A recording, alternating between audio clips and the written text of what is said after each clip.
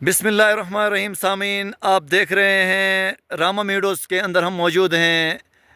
یہ ایک شعر تھا ہمارے دکھی صاحب کا کہ پہاڑی سلسلے چاروں طرف اور بیچ میں ہم ہیں، پہاڑی سلسلے چاروں طرف اور بیچ میں ہم ہیں، مثال گوہر نایاب ہم پتھر میں رہتے ہیں۔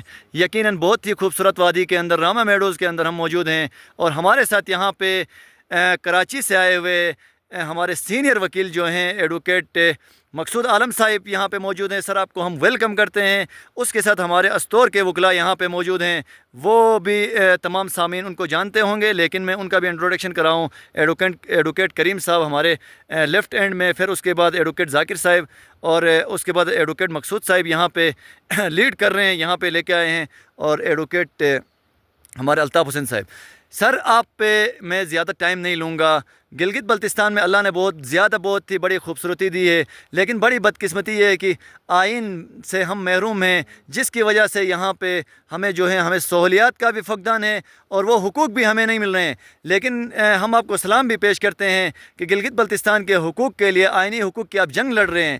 بہت ہی کم نام اگر مجھ سے پوچھا جائے کہ گلگت بلتستان کے آئینی حقوق کے حوالے سے آواز اٹھانے والے 10 لوگوں کا نام بتایا جائیں، تو پہلے جو 10 لوگوں میں آپ کا نام آئے گا۔ تو ہم آپ کو سلام بھی پیش کرتے ہیں۔ اس حوالے سے آپ کیا کہو گے کہ آئین کے بارے میں بھی ہمیں سمجھائیں، اور آئینی حقوق کیسے لینے ہیں، اس حوالے سے بھی آپ کی اسٹرگل سے بھی آپ ہمیں جو ہیں روشناس کرائیں۔ جی سر۔ بسم اللہ الرحمن الرحیم، بہت بہت شکریہ ایڈوکیٹ آصف صاحب۔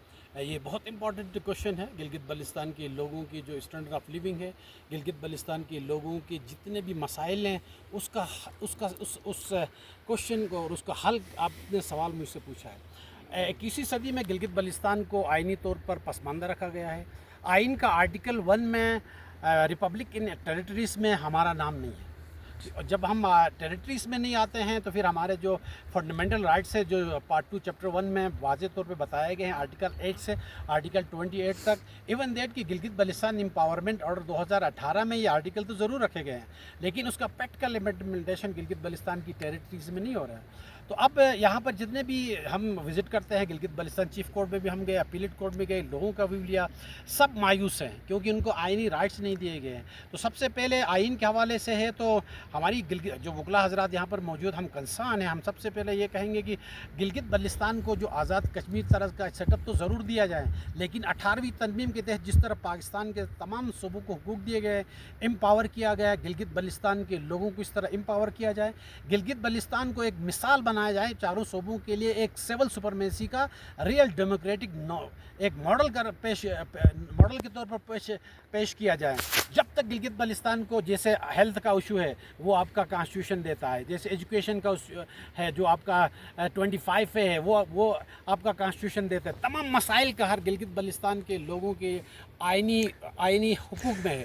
تو میں اپیل کرتا ہوں میں نے آپ کی بات کاٹ دی، معذرت، لیکن سر ایک چیز جو ہے، جس طرح آپ نے کہا کہ آئینی حقوق کے حوالے سے ہمیں بڑے کنسرنز ہیں، تو یقین ہمیں جو ہیں ہمارے جو اپنے جو الیکٹیبلز ہیں، جن کو ہم الیکٹ کر کے اسمبلی بھیجتے ہیں، ان سے بھی کنسرنز ہیں سر، کہ وہ جب ہمارے پاس آتے ہیں، ہمارے بیچ آتے ہیں، تو بڑے ان کے بلند و باغ دعوے ہوتے ہیں، نعرے ہوتے ہیں کہ گلگت بلتستان اسمبلی میں جانے کے بعد جو ہیں وہ ہمارے حقوق کی، ہمارے آئین کے لیے آواز اٹھائیں گے، لیکن وہاں پہ جب جاتے ہیں تو الٹا جو ہے وہ ہمارے ساتھ نہ ہمارے جو یہاں پہ ایسڈز ہیں ہمارے، ان کو چرانے کی کوشش کرتے ہیں، بلکہ ہمارے اوپر بھی جو ہے ظلم و زیادتی کے پہاڑ وہ ڈھاتے ہیں۔ ہمیں بیسک جو نیسیسٹیز ہیں زندگی گزارنے کی، ان سے بھی دور رکھا جاتا ہے، اور وہاں پہ وہ شاہ سے زیادہ شاہ کے وفادار بنے رہتے ہیں۔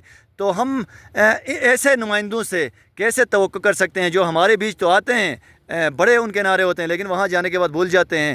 تو کس طرح کے کیسے مطلب پہ آپ جیسے آواز اٹھا رہے ہو، آپ کی طرح اور بھی یہاں کے نیشنلسٹ ہیں، بڑے وہ کام کرتے ہیں، تو گلگت بلتستان کے یوتھ کو، چونکہ یوتھ جو ہے وہ لا سکتی ہے، تبدیلی لا سکتی ہے، آئینی حقوق لے سکتی ہے، تو آپ یوتھ کو کیا پیغام دو گے، کیسے ان کو موٹیویٹ کرو گے، اور یہ اویرنیس ان لوگوں کے اندر کیسے آئے گی کہ ہمیں حقوق سے محروم رکھ کے جو ہے ہمارے ہی جو ان پہ ہی قابض ہو کے، بیرونی قوتیں قابض ہو کے ایسٹ انڈیا کمپنی کی طرح ہمارے ساتھ کھلواڑ ہو رہا ہے۔ جی۔ کوشچن کو میں 2 حصوں میں تقسیم کروں گا۔ پہلا تو آنسر میرا یہ ہوگا کہ Gilgit Baltistan empowerment order 2018 article 2 sub article B میں سٹیزن کی ڈیفینیشن ہے، اس سٹیزن کی ڈیفینیشن میں لکھا گیا ہے کہ resident of Gilgit Baltistan, the person who has the domicile of Gilgit Baltistan and the citizen under the citizen ship act 1951 لکھا ہوا ہے۔ یہ خرافات کا پلندہ ہے۔ آپ نے سوال کیا کہ باہر سے لوگ آ کے یہاں آئی جی بنتا ہے، باہر سے لوگ آ کے یہاں اپیلیٹ کورٹ میں ان کو بٹھایا جاتا ہے۔ جب یہ ڈیفینیشن میں یہ بتایا گیا کہ گلگت بلتستان میں رہنے والا شہری ہوگا تو وہ ہمارے جاب کا بھی حقدار ہوگا۔ سب سے بڑے خرافات اس آرٹیکل 2 سب آرٹیکل بی نے اوپن کیا ہے۔ ہماری رائے یہ ہے کہ گلگت بلتستان میں آپ جیسے یہ وکلا حضرات یہاں موجود ہیں، یہ کمپیٹنٹ لوگ ہیں، ان کو جوڈیشری میں جو وکلا ہے، جوڈیشری میں جتنا چیف کورٹ ہے یا اپیلیٹ کورٹ ہے، یہ جو گلگت بلتستان کے وکلا ہے ان کا حق ہے۔ تو یہ تو خرافات ختم کی جائیں اور یہ اس میں جلد سے ترمیم کی جائے۔ اور یہ بات جو میں اس کو ریلیونٹ کروں گا، جو آپ کا دوسرا کوشچن ہے کہ ریپرزنٹیٹیو کیا کرتے ہیں، بدقسمتی سے گلگت بلتستان کے جو سلیکٹڈ ریپرزنٹیٹیو ہیں، جو عوام نے سلیکٹ کیا ہوتا ہے، وہ اسمبلی میں جا کے ان کے پاس اتنی بھی صلاحیت نہیں ہوتی ہے کہ وہ چیف سیکرٹری کے بتائے ہوئے احکامات سے باہر نکلے۔ یہ سب سے بڑی انفارچونیٹ ہے۔ گلگت بلتستان کے لوگ بڑے مایوس ہیں، اور گلگت بلتستان کے لوگ ان جو ریپرزنٹیٹیو ہیں ان کے کردار سے مایوس ہیں کہ وہ جا کے چیف سیکرٹری کے اختیارات ان کے انڈر میں کام کرتے ہیں۔ اب سبجیکٹ ہے گلگت بلتستان کی لیجسلیٹو اسمبلی میں کوئی قانون سازی نہیں کر سکتے ہیں۔ وہ یہاں تک یہ بھی ایک ریزولوشن پاس نہیں کر سکتے کہ گلگت بلتستان کو 18ویں ترمیم کے تحت ان پاور کیا جائے۔ تو میری تجویز خاص طور پہ آپ نے جو ایک تھرڈ کوشچن تھا نوجوانوں کے حوالے سے، یہ بہت امپورٹنٹ ہے۔ گلگت بلتستان کے لوگوں کی امیدیں ہیں، گلگت بلتستان کے لوگ یہ سمجھتے ہیں کہ گلگت بلتستان کو حقوق اگر دلوانے میں کوئی کامیاب ہوتا ہے تو وہ اس وقت کے یوتھ ہے، کیونکہ ہمارا جو پچھلے جتنے بھی جنریشن ہیں وہ حقوق لینے میں بالکل کمپلیٹ طور پہ ناکام ہو چکے ہیں۔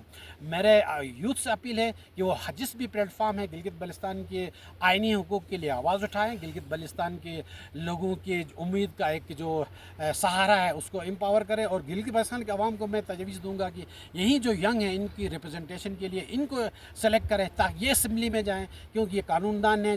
تمام میں تو یہ تجویز کروں گا کہ تمام وکلا کو اسمبلی میں جانا چاہیے، کیونکہ وہ قانون سازی وہ جانتے ہیں۔ ہمارے تقریباً جو اسمبلی کے ممبران ہوتے ہیں ان پڑھ ہوتے ہیں، ان کو خود پتہ نہیں ہوتا کہ لیجسلیشن کیا ہوتی ہے۔ وہ آگے اے ڈی پی میں وہ جو پیسے تقسیم کرتے ہیں وہ بھی کسی ان پڑھ آدمی کو بھی رکھا جائے تو اے ڈی پی تقسیم کر سکتا ہے۔ صرف ان کا کام یہ ہے کہ اے ڈی پی لے لیا، کچھ چیزیں دے دی، کچھ کھا گئے۔ تو میری گلگت بلتستان کے لوگوں سے اپیل ہے کہ وہ نوجوانوں کو سلیکٹ کریں اور ریپرزنٹیٹیو بنا کے اسمبلی میں بھیجیں۔ Thank you sir, thank you sir, thank you.